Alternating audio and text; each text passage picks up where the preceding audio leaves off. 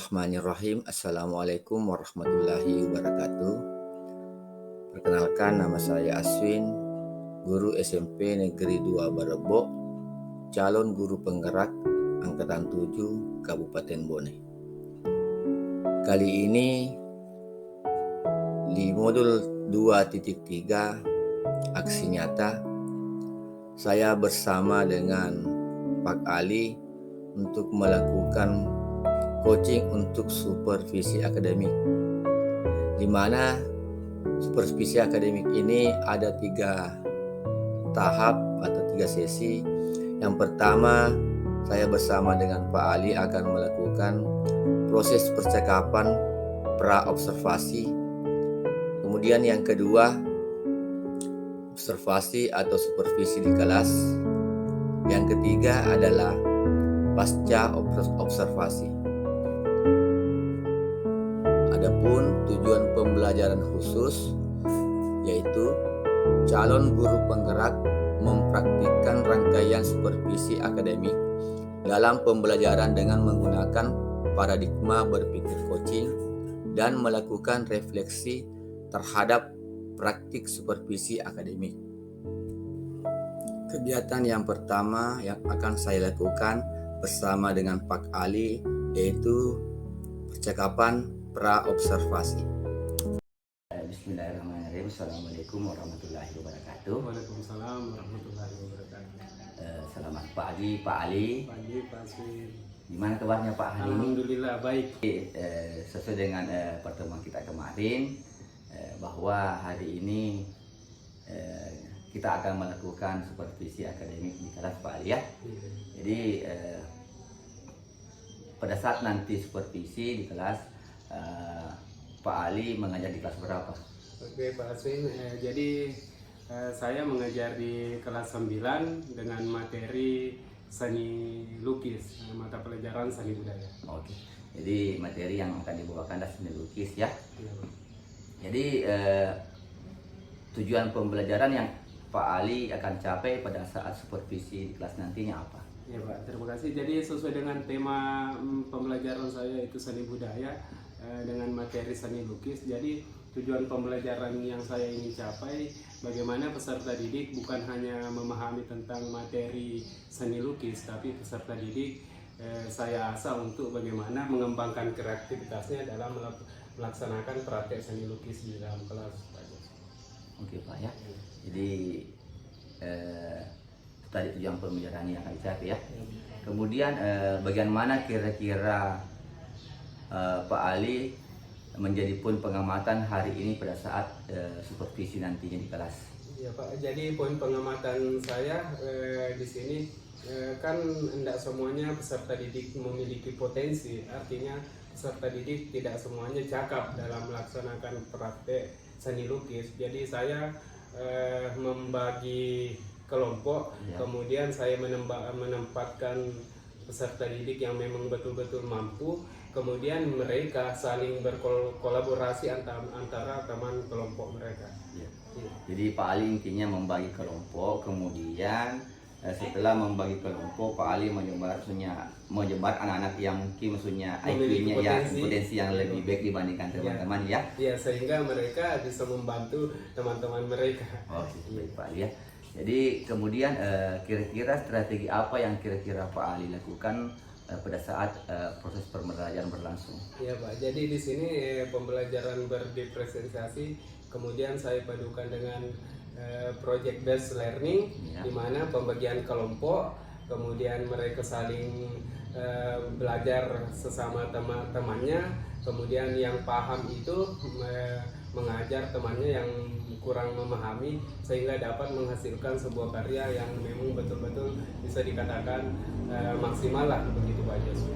Jadi intinya Pak Ali nanti menggunakan biasa kita dengar istilah tutor sebaya ya. Betul. Ya, tutor sebaya nanti. Jadi itu yang nanti membimbing teman-teman kelompoknya dalam mengerjakan tugas yang diberikan oleh Pak Ali.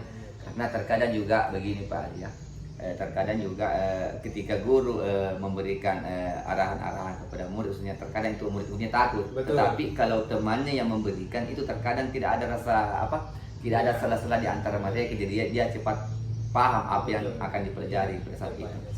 Ya. Jadi kemudian kira-kira harapan Pak Ali ke depannya setelah supervisi akademik ini, apa kira-kira harapan Pak Ali ke depannya?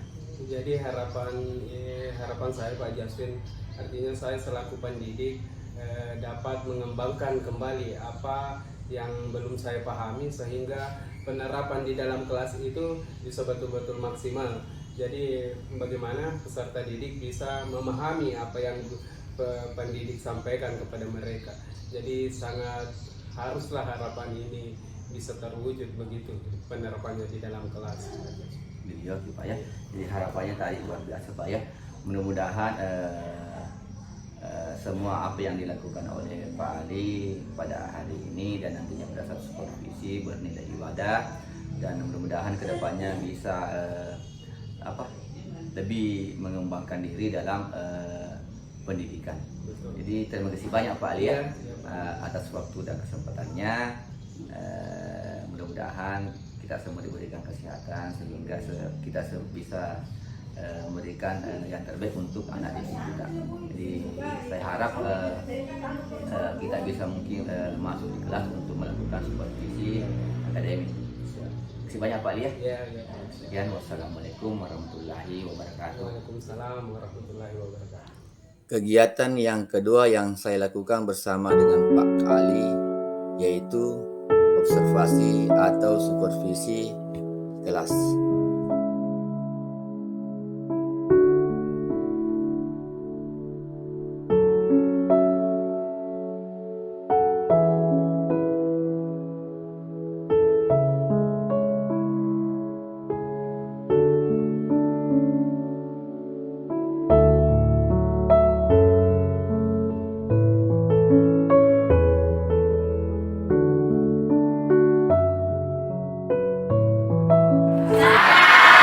Kelas, persiapkan berkelas. 12 jam dimulai.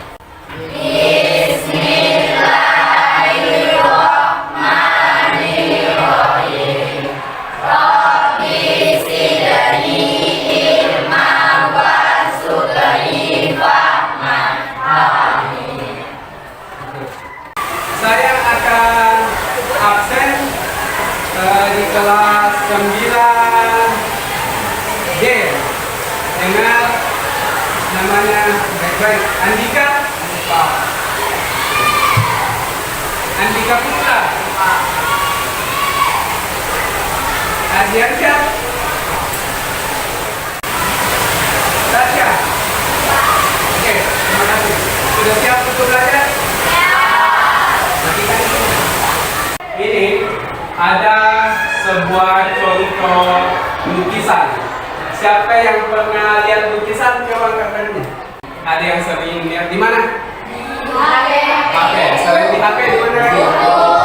Selain di buku? Oke. Contoh lukisannya seperti yang ada pada layar di atas. Ini lukisan dilukis oleh seniman asli Indonesia yang bernama Raden Saleh. Judul lukisan ini adalah penangkapan Pangeran Diponegoro. Tujuan pembelajaran kita bacakan secara sama. Nomor 1. Nomor 2.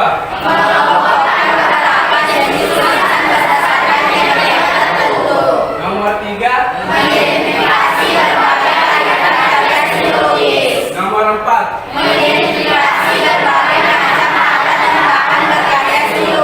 Nomor 5. Nomor 6.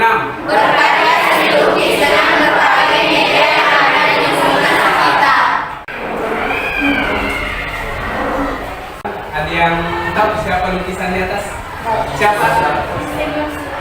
Insinyur Soekarno. Di sampingnya ada pengertian seni lukis. Siapa yang mau bacakan? Seni lukis adalah salah satu cabang dari seni rupa. Seni lukis merupakan pengembangan dari karakter yang biasanya memiliki keunikan atau ciri khas sendiri. Selanjutnya melukis. Siapa yang mau bacakan?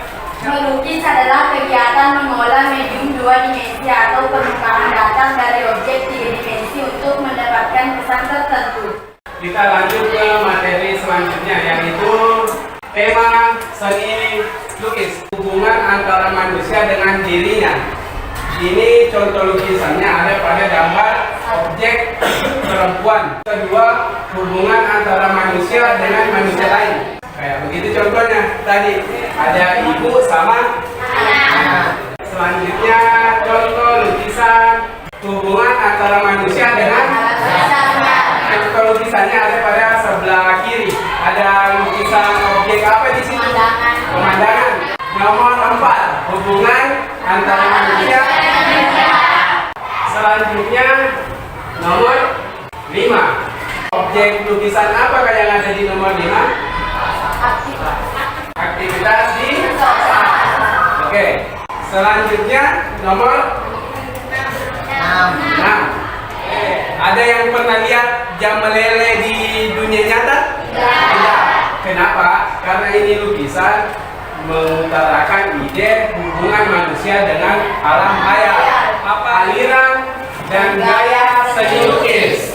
Yang pertama ada representatif. Di sini representatif ada 3 aliran. Yang pertama adalah yang kedua realisme, yang ketiga romantisme. Next, selanjutnya deformatif.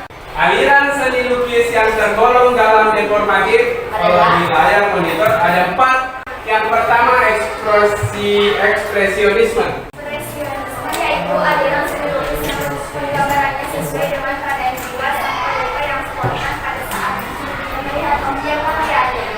Oke, kedua impresionisme. Yaitu aliran seni rupa yang menggambarnya sesuai dengan kesan saat objek tersebut dilukis. Oke, ketiga Surrealisme, yaitu aliran seni lukis yang menyerupai bentuk yang sering di dalamnya. Oke, yang terakhir Realisme yaitu aliran seni lukis yang menggambarannya berupa bidang segi tempat atau bentuk dasar. Oke, lanjut. Non representatif. Pengertian non-representatif adalah perwujudan aliran seni lukis yang menekankan pada unsur-unsur formal, struktur, unsur rupa, dan prinsip estetik. Contoh lukisan non representatif itu ada pada lukisan di atas. Bentuknya dia lebih abstrak, lebih banyak menggunakan warna, kemudian garisnya, kemudian dia tidak memiliki bentuk yang utuh. Yang materi selanjutnya alat dan bahan dalam berkarya seni lukis. Yang pertama, yang kedua, yang ketiga, yang keempat, yang kelima, 6, 7, yang ke-8, yang ke-9. Oke, aplaus dulu buat teman-teman. Saya mau kasih pertanyaan. Di manakah gambarnya nomor 5 pada layar sebelah kanan? Ada yang berani menunjukkan di atas? Oke, silakan. Terus yang manakah di situ lukisan gambarnya? Awas, jangan halangi. Betul? Betul. Selanjutnya, yang manakah dibilang kanvas? Siapa? Kanvas. Yang manakah dibilang kanvas? Kanvas itu adalah media yang digunakan untuk melukis. Oke, betul. Close dulu buat teman. Selanjutnya, kita akan melakukan tugas, mengerjakan tugas kelompok. Kelompok 1 mengajukan pertanyaan ke kelompok 2. Kelompok 2 nanti yang menjawab pertanyaan dari kelompok 1. Sebaliknya, kelompok 2 mengajukan pertanyaan ke kelompok 1. Kelompok 1 menjawab lagi pertanyaan. Oke, silakan ditulis dulu pertanyaannya. Nanti kalau saya persilakan, nanti silakan mengajukan pertanyaan. Oke, silakan dimulai. Silakan dulu untuk kelompok 1 mengajukan pertanyaan ke kelompok 2. Saya perwakilan dari kelompok 1 ingin mengajukan pertanyaan ke kelompok 2. Sebutkan aliran-aliran dalam berkarya seni lukis. Oke. Selanjutnya kelompok 2 mengajukan pertanyaan ke kelompok 1. Apa saja tema dalam berkarya seni lukis? Silakan bekerja kelompok diskusi untuk mencari jawaban dari pertanyaan dari kelompok.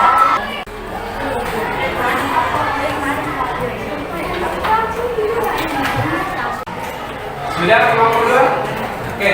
Siapa satu orang perwakilan? Saya perwakilan dari kelompok 2 akan menjawab pertanyaan yang diberikan dari kelompok 1. 1. Representatif, naturalisme, realisme, romantik, ekspresionisme, impresionisme, surrealisme, dan kubisme. Terakhir, Bagaimana dengan kelompok 2? Apakah jawaban yang dijawab dari kelompok 1? Apakah jawaban dari kelompok 2 sudah betul? Gimana? Jawaban yang diberikan oleh kelompok 2 sangat memuaskan. Terima kasih. Oke, aplaus dulu untuk kelompok 2. Selanjutnya, kelompok 1 menjawab pertanyaan dari kelompok 1. Silakan. Apa saja tema dalam berkarya seni lukis? Jawaban. Tema dari berkarya seni lukis dibagi menjadi 6 bagian, yaitu 1. Manusia dengan dirinya sendiri. 2. Manusia lain. 3. Manusia dengan alam sekitarnya. Aplaus dulu untuk kelompok 1. Saya akan memutarkan sebuah video bagaimana proses melukis yang sebenarnya. Lembar LKPD yang saya sudah bagikan diselesaikan semua jawaban yang ada pada LKPD tiap kelompok. Silakan dimulai. Ini setelah ada tidak jawaban ini kayak ini.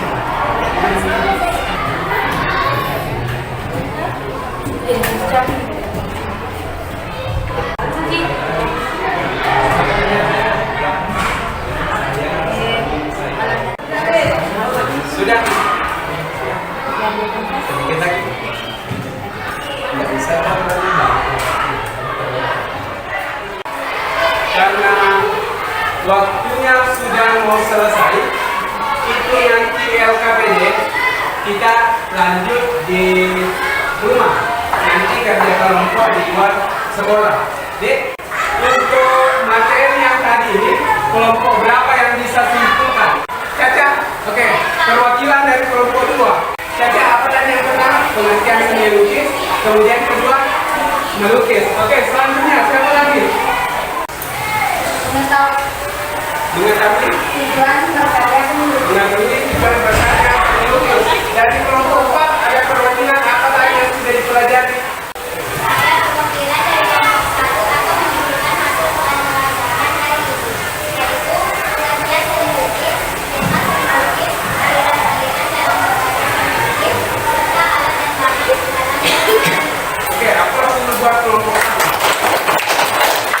Karena waktunya sudah mau hampir selesai, sekarang saya mau tes konsentrasi lah. Oke, kayak tadi. Apakah kalian masih fokus apa tidak? Ikuti saya. Belum. Mulut. Oke. Telinga. Hidung. Mata. Pipi. Ada satu orang yang tidak konsentrasi. Telinga. Mulut. Mulut baru tidak pegang. Langsung jadi pegang. Oke. Jadi tadi kita sudah belajar tentang materi seni lukis.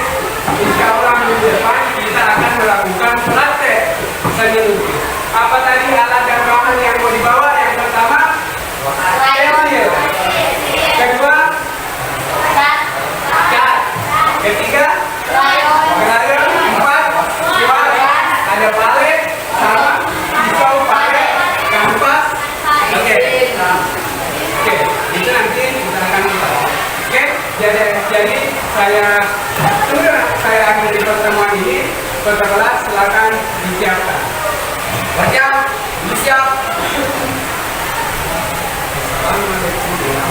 Salam.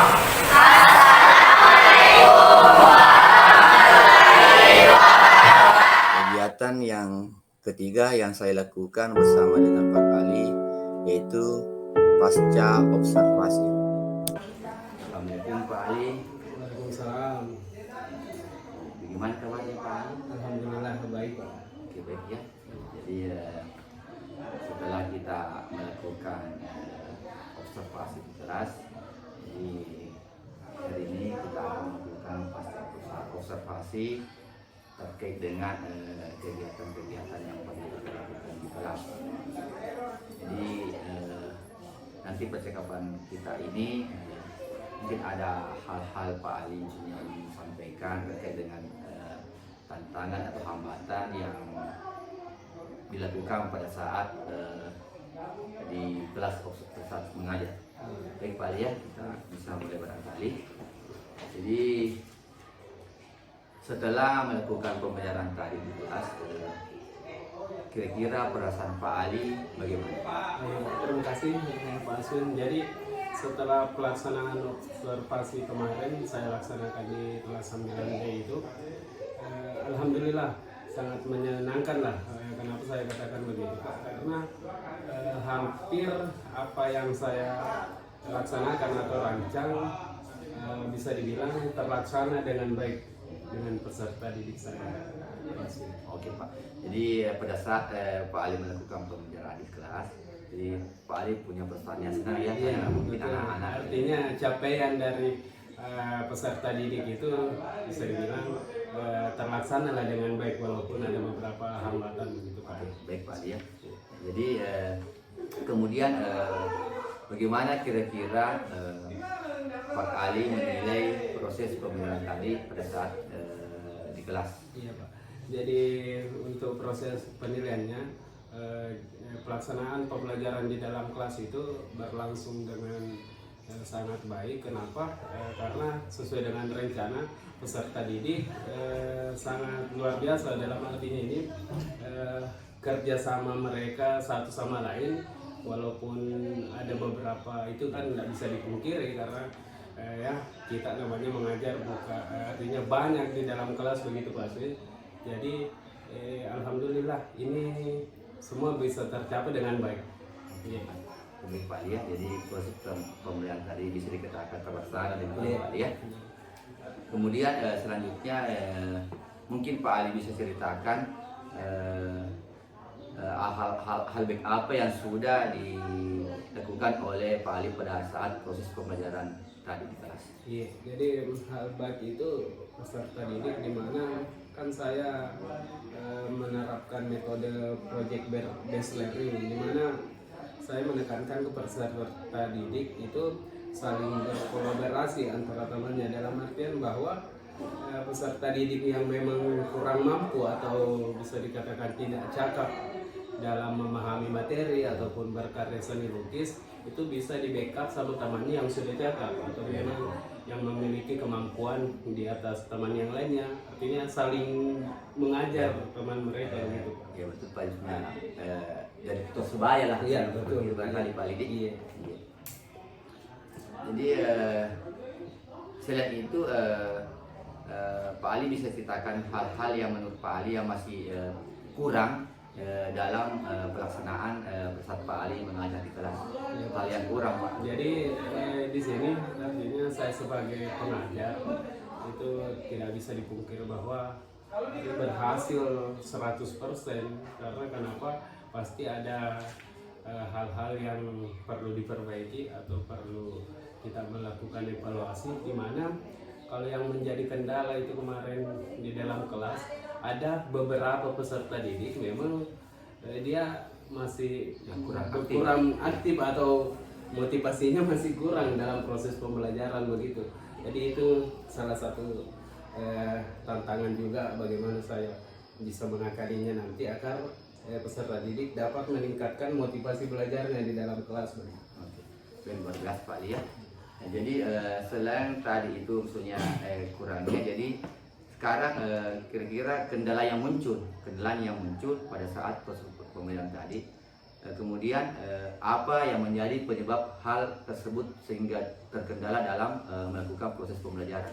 Iya Pak, seperti kayak tadi yang saya bilang bahwa motivasi itu kan bisa dibilang ada beberapa faktor yang dapat mempengaruhi itu Pak Sud. Iya. Jadi bisa dibilang faktor lingkungan keluarga lah di situ sangat berperan penting, di mana peran keluarga seperti orang tua. Artinya kan selepas dari sekolah bukan lagi kita yang punya peranan begitu, artinya peran serta orang tua peserta didik di sini menjadi kunci bagaimana dia bisa membackup anaknya nanti atau memotivasi atau terus memberikan dorongan kepada anaknya supaya pas tiba nanti di sekolah dapat belajar dengan baik, motivasinya sangat antusias sehingga gairah belajarnya semakin tinggi Pak. Jadi intinya kita tidak terlepas dari kolaborasi Iya antara betul, iya antara guru dan orang tua murid. orang tua murid, iya. Oke Pak Haji ya. Jadi kira-kira apa yang sudah Bapak lakukan dalam mengatasi masalah tersebut atau pendahuluan tersebut yang tadi Pak Ali ceritakan? Iya, jadi yang saya lakukan itu artinya saya sebagai pendidik tidak pernah berhenti untuk bertanya kepada rekan-rekan teman sesama rekan guru bagaimana untuk mengatasi kendala ini. Artinya dari segi ini saya juga belajar bagaimana saya bisa mencari sebuah metode atau cara agar peserta didik dapat meningkatkan apa lagi namanya ini Pak Sud? Motivasi belajar di dalam kelas begitu. Ya, jadi kendalanya tadi sudah Pak Ali Iya, ceritakan betul. bahwa bagaimana memotivasi anak supaya dalam mengikuti Iya, proses betul. pembelajaran. Artinya kita sebagai guru jangan takut untuk berproses terus bagaimana bisa mencari solusi agar peserta didik ini motivasinya untuk belajar terus meningkat lah begitu. Iya. Ya. Kemudian siapa yang mendukung kegiatan Pak Ali dalam mengatasi permasalahan Pak Ali yang dialami?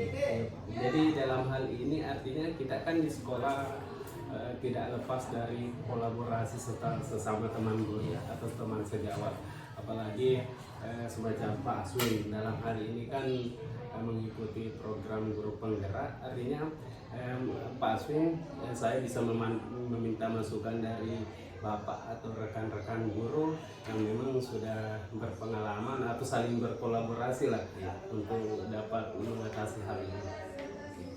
Jadi intinya tetap saling berkolaborasi Pak Ya, ya. sesama teman. Iya. Iya. Kemudian kapan kira-kira Pak Ali akan memulai atau melakukan rencana tersebut? Dari hasil observasi kemarin kan artinya Pak Aswin ada evaluasi. Iya. Jadi insya Allah saya akan melaksanakan secepatnya. Dari hasil evaluasi itu kan saya akan melaksanakan insya Allah secepatnya lah. Sehingga saya dapat bisa melihat hasil dari apa yang saya telah laksanakan kemarin. Ya secepatnya setelah melakukan tepat. Ya betul. Iya. Oke. Kemudian menurut Bapak jika memberikan nilai untuk diri Bapak di rentang 1 sampai 10, Bapak berada di nomor berapa? Iya, pasti. Jadi pelaksanaan observasi kemarin itu kalau saya mau menilai dari rentang nilai 1 sampai 10, saya bisa menilai 8,5 lah. Artinya saya sebagai guru harus mengakui itu, artinya saya tidak lepas dari hal-hal masih banyak lah hal yang perlu diperbaiki begitu pasti. Jadi untuk penilaiannya 8,5 lah. Di 8,5 ya Pak Iya, ya. betul. Jadi setelah itu apa kira-kira tindak lanjut Pak Ali yang akan lakukan untuk pertemuan selanjutnya? Jadi tindak lanjutnya Pak Aswin seperti kemarin pelaksanaan observasinya bahwa ada hal-hal yang kurang. Jadi dari hal-hal yang kurang itu saya mengevaluasi entahkah mencari metode atau cara atau teknik pembelajaran memang yang betul-betul tepat untuk diterapkan di dalam kelas sehingga peserta didik dapat secara menyeluruh atau menyerata dapat meningkatkan motivasi belajarnya di dalam kelas. Dalam artiannya memang mereka bisa berkolaborasi secara menyeluruh. Iya. Oke, baik Pak Ali ya. Setelah percakapan kita ini Iya, Pak. luar biasa Pak Ali ya, tentunya Pak Ali yang dilakukan di kelas, dan mudah-mudahan di pertemuan berikutnya Pak Ali bisa memberikan yang terbaik lah untuk peserta didik. Iya, Pak. Karena kenapa? Kita di sini selaku pendidik atau guru bahwa kita adalah garda terdepan untuk Betul. mencerdaskan anak bangsa Pak Ali ya. Jadi kita tidak boleh berhenti untuk berkarya, mengupdate pengetahuan agar kita dapat saling bekerja sama, rekan sejawat, serta memberikan yang terbaik untuk anak didik kita ke depan. Iya, jadi Jadi- peranan kolaborasi di sini sangat Ya, dibutuhkan. betul Pak. Jadi peranan kolaborasi antara pimpinan, murid, orang tua murid, semua stakeholder yang terlibat di sekolah kita ini. Jadi terima kasih banyak Pak Lia atas waktu dan kesempatannya. Mudah-mudahan apa yang kita lakukan pada hari ini dapat bernilai ibadah untuk kita semua dan selalu diberikan kesehatan. Amin. Terima kasih Pak Lia. Ya. Sekian, wassalamualaikum warahmatullahi wabarakatuh. Waalaikumsalam warahmatullahi wabarakatuh.